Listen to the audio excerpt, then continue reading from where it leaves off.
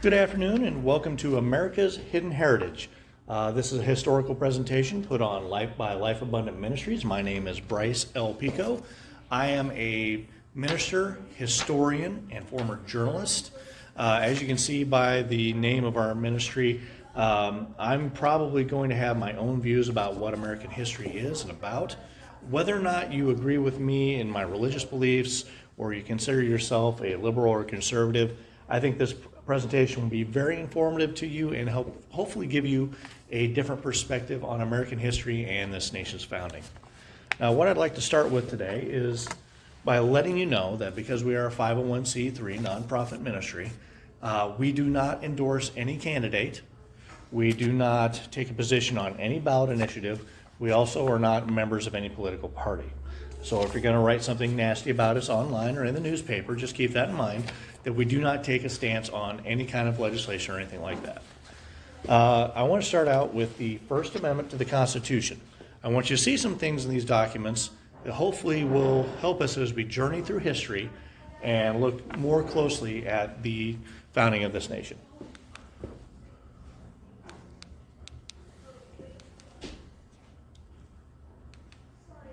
All right, this is the First Amendment to the Constitution. It is in the Bill of Rights. Those 10 amendments were added after the drafting of the Constitution to help enshrine some rights that weren't necessarily detailed in the Constitution. Now, I want you to notice in this First Amendment that there are 5 different rights listed. Now, this amendment is unique in that it puts together 5 different rights that are God-given according to the Declaration of Independence, and that seemingly would have no relation to each other. So as we go through, we're going to identify each one of these rights, and then as we talk about the history of this nation, we're going to start seeing why those rights are included in this amendment. So let's take a look at this. The First Amendment says, Congress shall make no law. Now, even though this is not a religious meeting, I'm sure a lot of people out there would say amen with me on that. That would solve a lot of problems, but that doesn't stop there. It says, Congress shall make no law respecting an establishment of religion or prohibiting the free exercise thereof. That's the first right in the First Amendment. And that's pretty straightforward about what that means. I don't think we need to guess too much about what that says. The second one is, or abridging the freedom of speech or of the press. That's the second right. Second and third, actually. A lot of people lump these two together, but they are separate, freedom of speech and freedom of press. Although when we look at it later, I'm going to put them back together and we're going to talk about why these two things are related. The next one is, or the right of people peaceably to assemble. That's the next right. And the final one is, and to petition the government for a redress of grievances. Now, is there anything missing from this amendment that you have been taught previously should be there? Anyone care to take a guess? Okay, what you don't see there is separation of church and state. That phrase is not in the First Amendment. It's not in the Constitution. It was actually in a letter that President Thomas Jefferson wrote in response to a letter he received from a group of Baptist ministers in Danbury, Connecticut. They wrote to him concerned that the government would step in and meddle in church affairs. And since Jefferson was one of the founding fathers, drafter of the Declaration of Independence, and a key member in creating the Constitution, he responded in kind, letting them know that there is a clear separation between church and state, but it is for the purposes of protecting the church from abuses of the state. Again, this is in a letter that helps people interpret the Constitution. It's not actually in the Constitution. When people say separation of church and state is in the Constitution, they are incorrect. That is one of the myths that you should ignore. It's one of the myths we debunk in this presentation. All right, to understand why all these different rights put together, religion, speech, press, assembly, and petition, are all in the same amendment, you have to start with this guy right here, William Tyndale. William Tyndale was an English Bible scholar. He was alive at the time of the Reformation. The Reformation started in Europe and Germany when Martin Luther nailed his list of 95 theses or complaints or grievances against the Catholic Church on the church door and caused no small stir. In England, there are people also embracing Luther's views. William Tyndale particularly was interested in Luther's belief that the scriptures should be translated into the common language, meaning the language that people spoke and read every day should be the language that they had the Bible in. However, the Catholic Church conducted services in Latin. That means all of the spoken words conducted in the services were in the ancient language of Rome, and it was still the language of the Roman Church 1,500 years later. Also, the Bible was only available in Latin. That means common people could not read the Bible. They had to take what the minister said as their translation and interpretation, and there's no way for them to go back and double check it. We take it for granted in this country that there are many, many different translations of the Bible, but back then there was only one. It was called the Latin Vulgate Bible, and it had been around for about 1,100 years. Now, Tyndale here decided to translate the Latin Vulgate Bible into English, and he successfully translated the New Testament into English. He was the first person after the Reformation to do so. However, they got him into a lot of trouble with the Catholic Church, and this guy, King Henry of England. This is King Henry VIII. He was recognized as the defender of the faith by the Catholic Church. Since the Catholic Church was the official church of England at the time, he was the head Catholic in the country, but he submitted himself to the Pope in Rome. So there's all sorts of money extracted from his country and sent to Rome in tribute and honor to the Pope and the Catholic Church. Going back to Tyndale for a moment, when he translated the Bible or the New Testament into English, that automatically got him in trouble. See, that resulted in the death penalty. You could not translate the Latin Bible into a common language. That was against the rules of the Catholic Church. So he fled to the continent. He fled to Europe. However, he was tracked down. He was arrested. He was tried and convicted of heresy. He was strangled and then burned at the stake. Because back then, if they wanted you dead, they made sure you were dead. But the last words of William Tyndale were, Lord, open the King of England's eyes. So here's the King of England again. The thing that opened King Henry's eyes was this young lady named Anne Boleyn. Now, the problem for King Henry was that he had yet to produce a male heir. Now, this is not a matter of pride. He didn't just want a boy. His family had just come out of the War of the Roses. His father, King Henry VII, had ended the war. The Tudor family had come out on top. It was a war between rival factions of English noble families vying for the crown of England. Well, King Henry VII won. King Henry VIII became king. And if he could not produce a male heir, there was no succession plan for somebody to take over the throne and keep the Tudor house going as the ruling family in England. Well, he was married to Catherine of Aragon. So this presented a problem. He was interested in Anne Boleyn, married to Catherine of Aragon, who did not appreciate his monkeying around. But she had only produced a daughter named Mary. She was the one surviving child from their marriage. Well, in order to get this straightened out in his mind, Henry sought a divorce. Here you see Henry and Anne Boleyn. And in the background there you see a Roman Catholic cardinal, and then he's got his hand on his face making his best Jack Benny impersonation, because since Henry was married, his relationship with Anne Boleyn was not biblical. It was not recognized by the church. In order to fix this, Henry VIII wanted a divorce from Catherine of Aragon. The problem with that is, number one, the Catholic Church did not recognize divorce. They did not promote it. They did not recognize it. It was against their rules. Now, they did have a neat trick whereby they could pretend that the marriage never happened, and they called that annulment. Now, that's how they get around that sticky issue of divorce. Today, divorce has become so common, we take it for granted that it's a generally accepted practice. Back then, to get a divorce was rather trickier. And what that resulted in happening is Henry VIII decided to leave the Catholic Church. His advisors told him that was the best way for him to settle this issue, to put away Catherine of Aragon, who happened to be the daughter of Ferdinand and Isabella, the King and Queen of Spain, who sent Christopher Columbus to America. They were the most powerful patron state in Europe at that time, or at least the wealthiest. So angering them would have meant big problems for the Pope in Rome. So he refused to grant him a divorce. His advisor said, well, why don't you just split from the Catholic Church?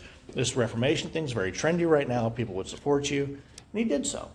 And not only did it allow him to marry Anne Boleyn, it allowed him to liquidate all church property in England, which means he captured all the wealth of the Roman Catholic Church that was leaving England and going to Rome. That stayed within the country and went to the crown, which made him very powerful and very wealthy. Now, the other problem with this is because they eliminated the Catholic Church, many of the Catholic priests fled or were killed in the resulting tumult. And since all services were conducted in Latin and all Bibles were written in Latin, that means they had to find a new priestly class that could read and speak Latin. However, that was not a widely known language at the time. It was considered a dead language, except in the Catholic Church. So they had a problem recruiting new priests. In order to solve this problem, his advisors again came to him and said, hey, we need an English language Bible. Now, you can appreciate the irony of this in that in order to create this English language Bible, they had to use the work of William Tyndale, who Henry had chased down into Europe and who the Catholic Church had killed. They used his work to create the first full English translation of the Bible. And this is a result of their work. It's called the Great Bible. Now, it's not called the Great Bible because it's the best Bible. It's the most read Bible. In fact, there was only one copy of a Bible in each church. And they changed it to the pulpit so no one would take it and read it for themselves. They also made it very, very large, which means no one could stuff it into their cloak and run off with it. That's the reason why it's called the Great Bible, because it was so big. It's much larger than the Bibles we have today, our personal Bibles, or even altar Bibles you see in more liturgical churches. This thing was huge and heavy. The point was that even though they embraced some parts of the Reformation in that they wanted to break away from Rome, have a common language translation of the Bible, they still did not want people reading the Bible for themselves. Because King Henry VIII not only was now King of England, he was head of the Church of England. He replaced the Pope as the head of the church. So he was the authority in all matters civil and spiritual, which means if you challenged what the Church of England taught in the churches, you weren't just challenging the Bible, you weren't just challenging the Pope, you were challenging the king.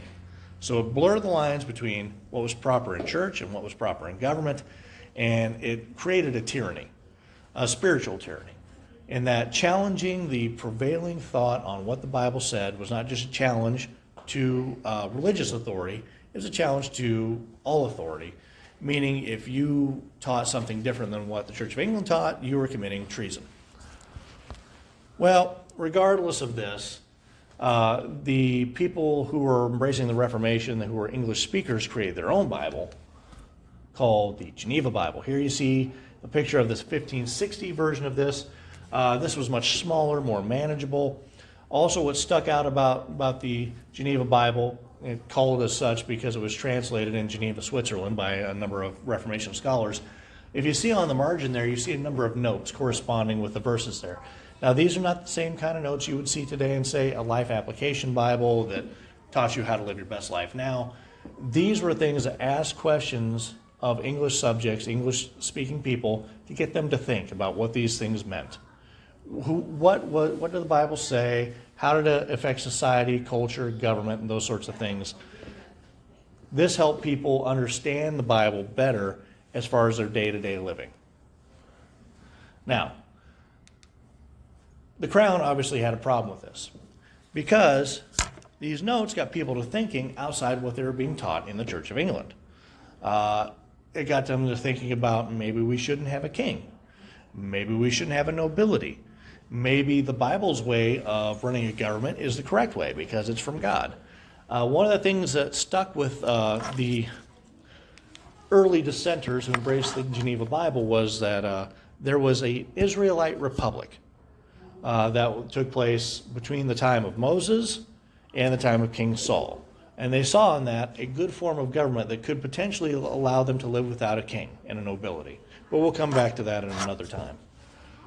In response to the Geneva Bible, which was causing all sorts of problems, the Crown developed the authorized version. It was authorized by King James, one of the Stuart kings in the early 1600s. It was finished in 1611. It was very similar to the Geneva Bible, but they removed all those pesky notes in the margins that got people thinking for themselves. That's why this is authorized. It was authorized to be used in the Church of England. Now, there were, as I said, there were dissenters, people who were not following along with what the Church of England was teaching. There were two main groups. Now, people blur these groups. They call them the same thing. They use their names interchangeably. That's not the case. These are the Puritans. The Puritans didn't want to break from the church. They wanted to purify the church. They were happy with most of what the Anglican Church stood for, but they were not happy with some of the excesses committed by the nobility, the things they got away with. Not everybody was living according to what the Bible taught, but they thought they wanted to be more pure, holy, sanctified. And actually, for a time, the Puritans did rule England after the English Civil War. The Lord Protector was Oliver Cromwell, a notable Puritan. But these people wanted to maintain the Anglican Church. They just wanted to make it better in their mind. Now, here's a group we're probably more familiar with. They were known in England as the Separatists. We know them today as Pilgrims. They wanted a clean break from the Anglican Church. This is where a lot of Baptists come from today, Presbyterians, etc. Those kind of groups have all been lumped together, but for the subject of our discussion, these are the people who are the founders, real founders of America. They faced a lot of pushback for wanting to make a clean break from the Anglican Church. While the Puritans were brought in line, they may have been called nonconformists. They were allowed to teach in seminaries for a time. The Separatists were just a thorn in the side of the royalty. These folks went as far to try to flee England because in order to practice their faith, they did so in hiding. They were like the underground Church of England. They read from the Geneva Bible. In fact, in this picture, you can see their minister there is holding a copy of the Geneva Bible. So these people were free thinkers of the time. So they fled to the place where all free thinkers go today, the Netherlands. While in the Netherlands, they were able to practice their faith openly and live in relative safety without persecution from the king. However, they found that their children were becoming more and more secularized, meaning they were less and less inclined to believe what the Bible taught and becoming more and more influenced by the society around them, which was very free by the standards of the day. If you know anything about the Netherlands today, it's a very free-living society, and it's true of the time then as well. Now, the Puritans, the Pilgrims ran into all sorts of problems when they were trying to flee England, whether to the Netherlands or elsewhere. They were often swindled by captains who they agreed to have them take elsewhere. One point, the men got separated from the women as they were trying to board a ship. The women were captured. They were often arrested. They lost their property, many times killed. It was not easy to follow your conscience and live according to your beliefs back then. Now, the way this persecution was executed was through the interrogation, torture, and arrest, and sometimes execution of these religious dissenters. Here you see two Baptists who are on the gallows, preparing to be hanged, and here they are pleading their case to the public, perhaps preaching the gospel. To stand on a street corner and proclaim the gospel was a big risk back then. Even to go to church or to lead a service was a big risk back then. If you were captured with an English language Bible that was not authorized, again, you could be arrested, killed, your family dispossessed, your home and land claimed by the crown. It was nasty, nasty business. Here's where many of the trials were conducted of dissenters. This is called the Star Chamber. It's in one of the many palaces there in England. And the Star Chamber became the home of a certain court that oversaw law there in England.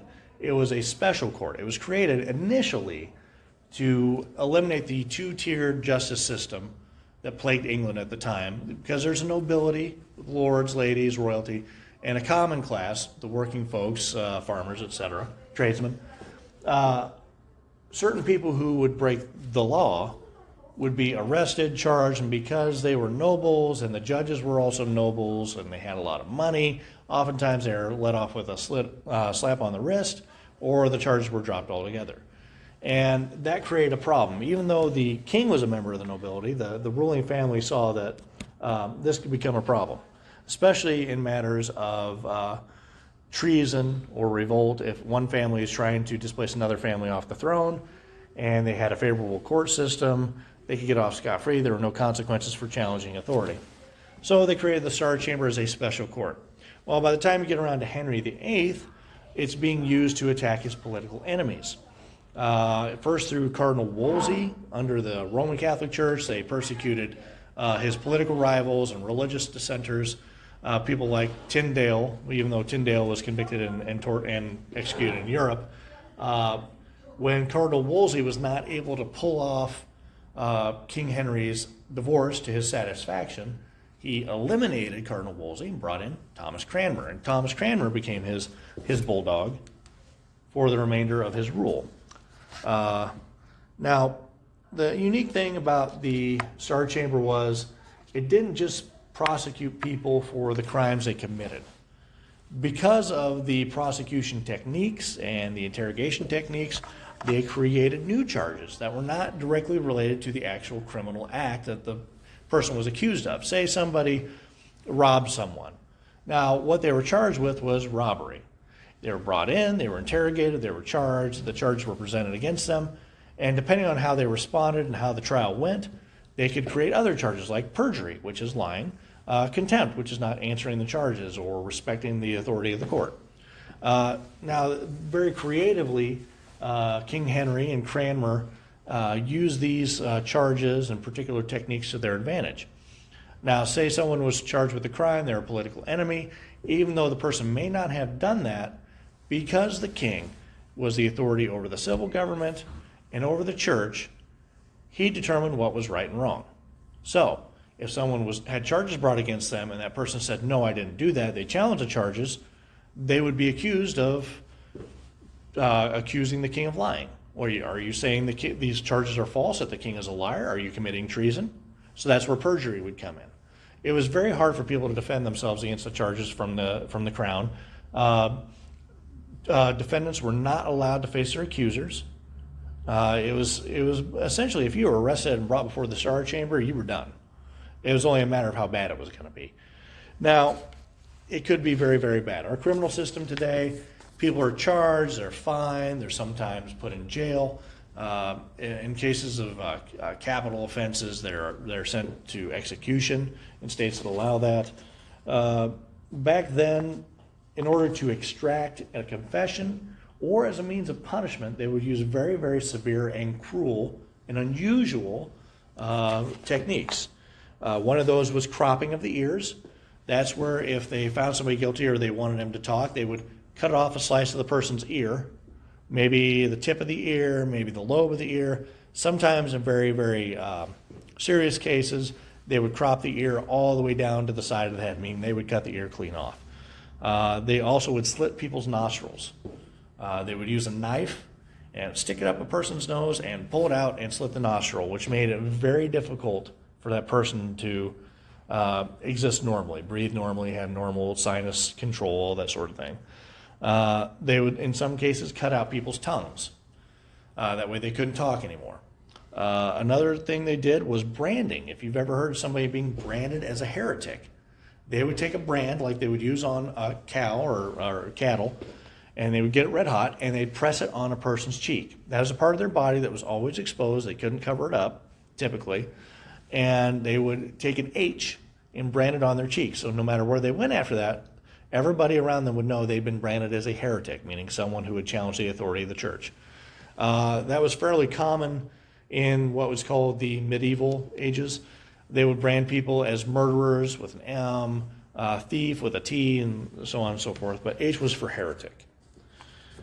Now, they developed a number of laws there in England to keep the common people in line, to keep them from challenging the authority of the church. This is one, it's called the Conventicle Act.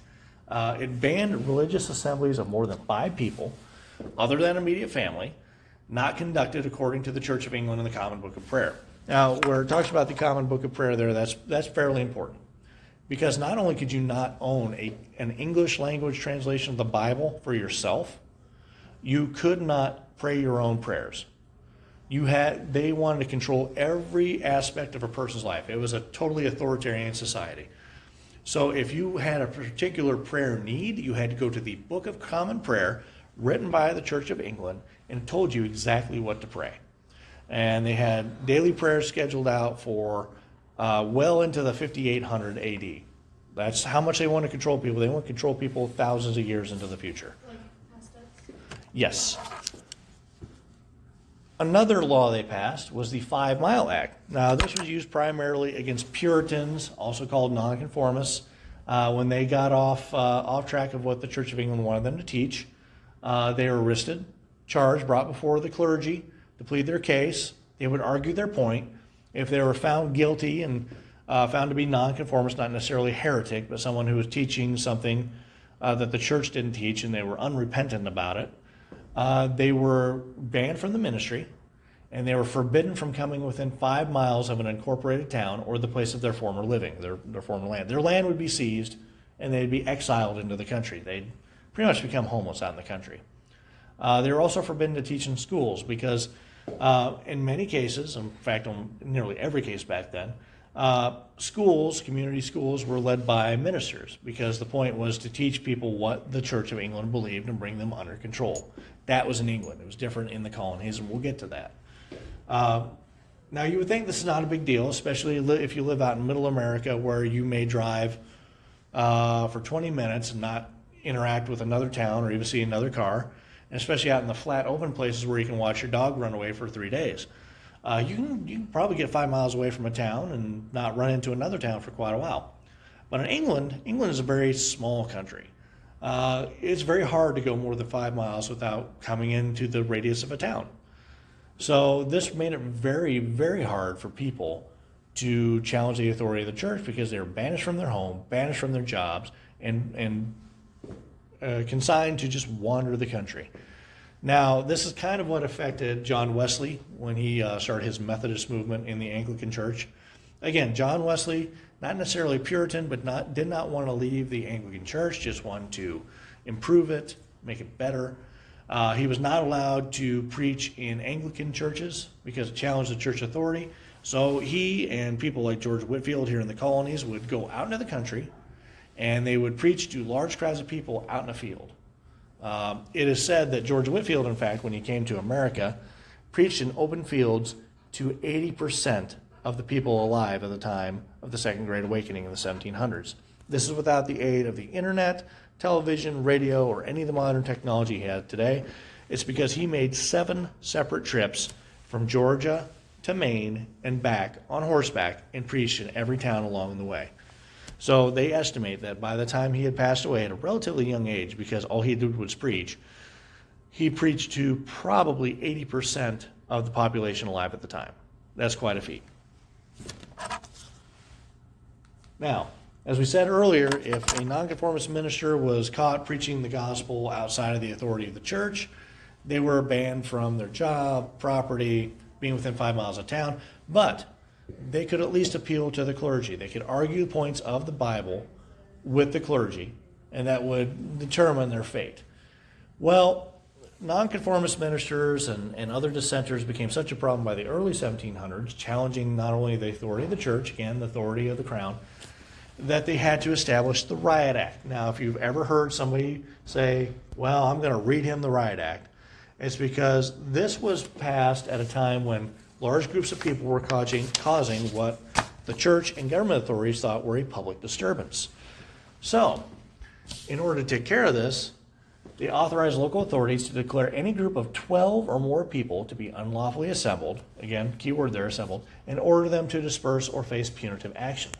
Because in preaching the gospel and preaching what they believe the Bible taught as opposed to what the Church of England taught, they were holding the king account to the Bible, not the laws of the Church of England.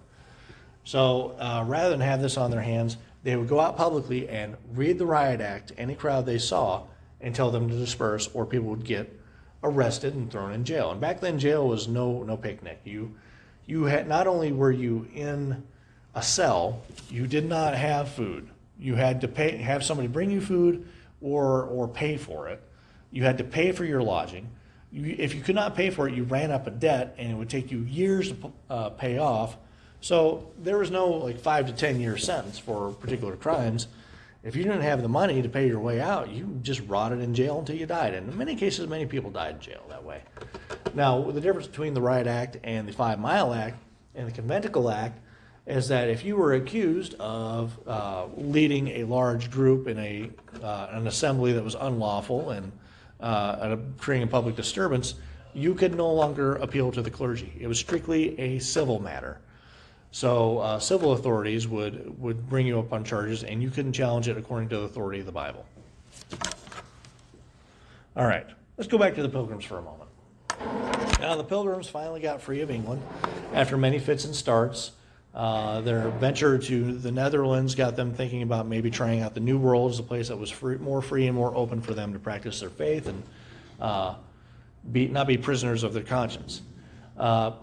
Now, the intent was in 1620 for the Mayflower and the Speedwell to take the Pilgrims from Plymouth, England, after they had come up from the Netherlands covertly, because they were still under threat of arrest, and sail to the English colony of Jamestown, in Jamestown, Virginia.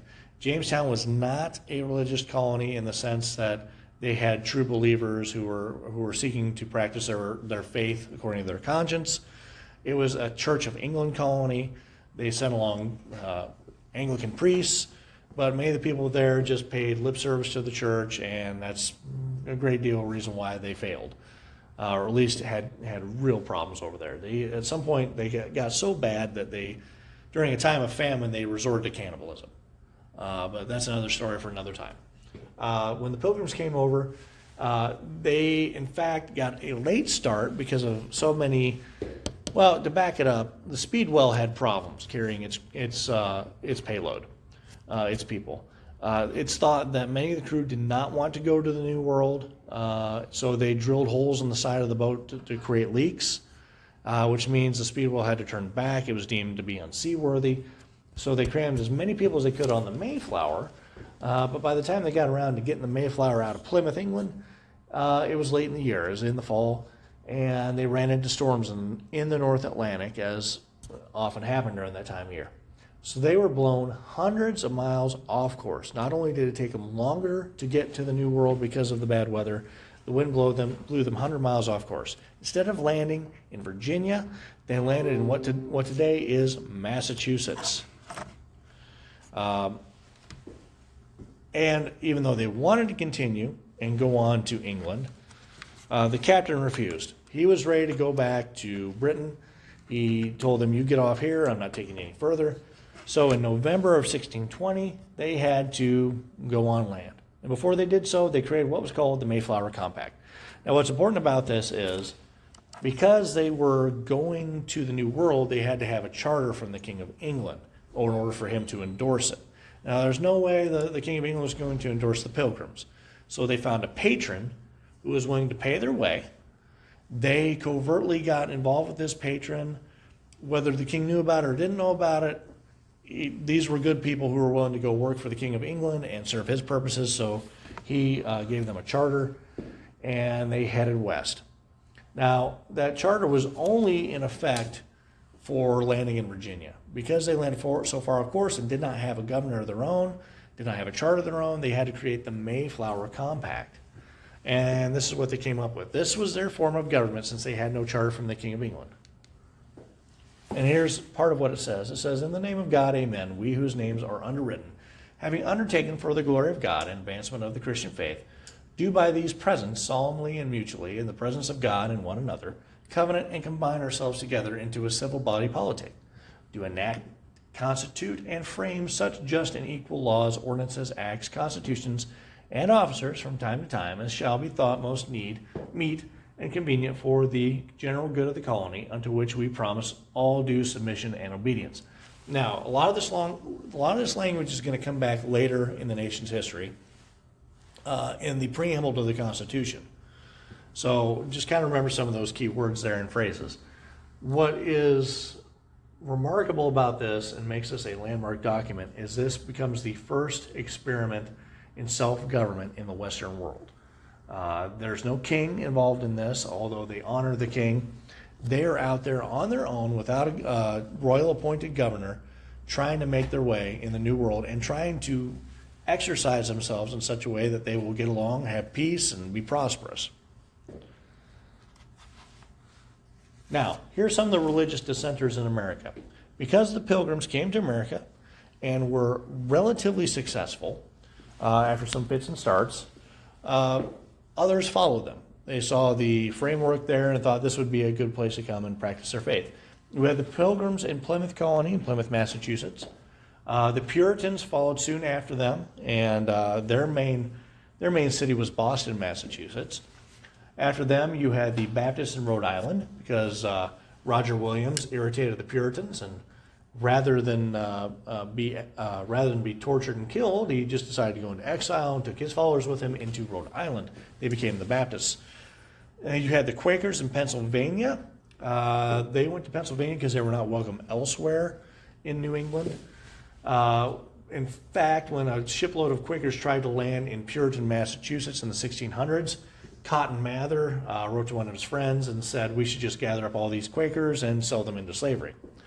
Now, typically people are taught that slavery only affected people of an African heritage in this nation. But the Quakers, by and large, were not African. If you've ever seen a Quaker Oats box, you'd know that. So what we're seeing here is this challenges some of the myths about American history, that slavery was an American creation and particularly it was racist and affected black people primarily. The Quakers were a mixed bunch, primarily white, English, and the Puritans were so disgusted with their beliefs that they wanted to capture them and sell them into slavery in the Caribbean. Now, slavery in the Caribbean, again, did not affect primarily African heritage people. Muslim raiders raided the coasts of Britain about this time, captured many, many people who lived on the coast, English, Welsh, and Irish, sold them into slavery, and they ended up in the Caribbean. Being sold into slavery was often a punishment. When the Swedes established their colony in Delaware, they had many, many people move in who were Swedish Lutherans. Eventually, it was conquered by the British, and the Swedes were allowed to stay as long as they obeyed English rule. But there was a revolt at some point, and the leader of that revolt, one of the Swedish Lutherans, was captured and sold into slavery in Barbados. Also, you had the Catholics in Maryland. Now, the Catholics came back into power in Britain briefly in the 1600s under Henry's daughter Mary. Many of the reform-minded people, Anglicans included, in the country were captured and executed, including Cranmer. After Mary was removed and replaced by Elizabeth, many of those Catholics fled to Maryland. It was established under Lord Baltimore, a faithful Catholic British lord. So you see the makeup here. While England enforced the rule of the Anglican Church, those who were not imprisoned or otherwise removed themselves and came to the New World. So let's go back to the First Amendment and look at these clauses, considering this trip we've now made through American history. So let's look at the clause regarding religion. Congress shall make no law respecting establishment of religion or prohibiting the free exercise thereof.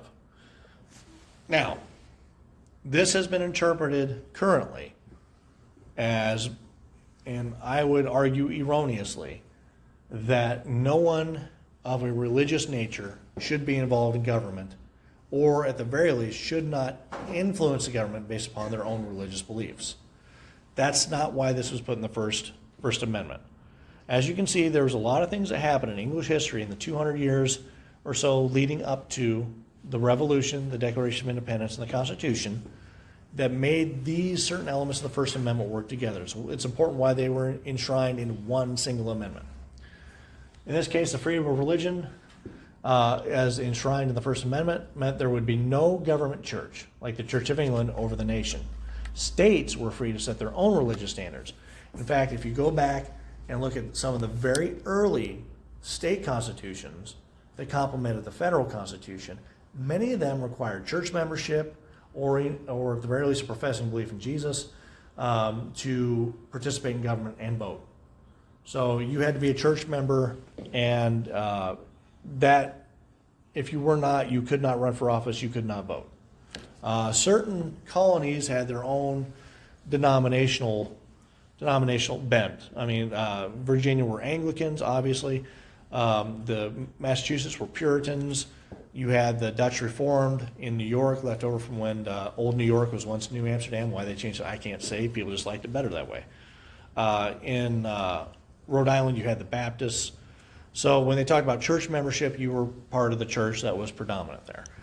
Now, you see in this, it says, Congress shall make no law respecting the establishment of religion. You look at the early drafts of this amendment. Religion was used interchangeably with denomination. So the Founding Fathers did not see religion as we see it today, because we're a much more diverse society. They didn't see it regarding Islam, Buddhism, atheism, Satanism, any other kind of belief. When they talked about religion, they were talking about denominations within Christianity. In fact, it's been said that some of the Founding Fathers corresponded back and forth regarding Islam and the Quran, trying to examine whether or not this particular belief system would afford them the liberties and freedoms that we take for granted today. In fact, they just wanted to examine it in relation to the Bible and see how it compared, and they found it wanting. They saw that was not a religion to base any kind of form of government off of, and that's one of the many reasons they chose the Bible as the framework for their government. But again, we'll talk more about that later. So when you see this, again, no separation of church and state, explicitly listed in this. And when they talk about religion, they're talking about denominations. They just wanted to be clear that they wouldn't make no national church, that each state was free to set their own religious standards. Okay, freedom of speech and the press. Now, these are two separate rights, but I put them together for the purposes of this discussion because so many people today include these together. People would be free to preach the gospel anywhere and print Bibles without restriction. Now, remember, preaching the gospel would land you in jail if you preached anything other than what the Church of England taught. Also, having an English copy of the Bible would land you in jail. Not only would it land you in jail, it could end up as a death penalty. You could die just by having a Bible and leading a Bible study. So it was risky. So when it talks about freedom of speech, it wasn't talking about saying dirty words or any of the things that are considered freedom of speech today. When people talk about freedom of speech, they lump a whole bunch of stuff in there that the founders never intended. It was directly related to the spread of the gospel, the preaching of the gospel, preaching something of a religious nature that was contrary to the Church of England.